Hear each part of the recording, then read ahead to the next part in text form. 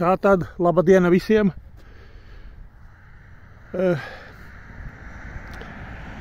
Ko gribēju pateikt?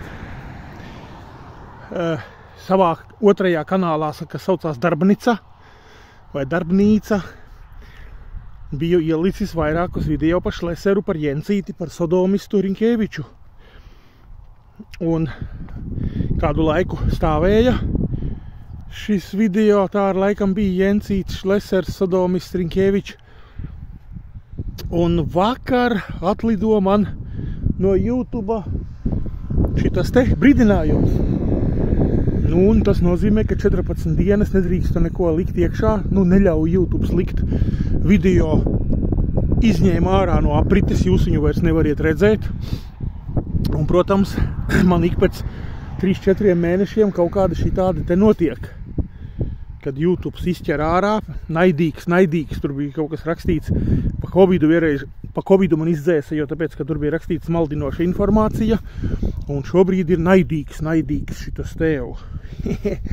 Ja, tā kā, ja es pasaku, ka Jencīts ir sātanists un Šlesers ir arī sātanists un pārdevis, dvēseli un visu, ko vien var, ir pārdevis par naudu sātanam, un valstī ir Rinkēvičs, sodomists, kas ir atnesis lāstu par valsti, lasam bībelēs, visu to, kas saka, tas nav no manis, tas ir no rakstiem, jo tā kā es pats nezināju šo visu lietu, ja, tad es nezināju, bet tā kā sāku lasīt rakstus un nākot pie Dieva un klausoties un lasot un tur kā saka, labi, tāpēc šobrīd lieku savā Pagāno kanālā šito te ziņu, kad uz 2 nedēļām tajā kanālā nekas jauns netiks ielikts.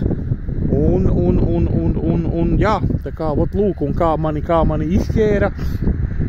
Protams, kad es gribēdams, lai Šlesers un Jencīts redzētu manus mākslas darbus par viņiem, teiksim tā.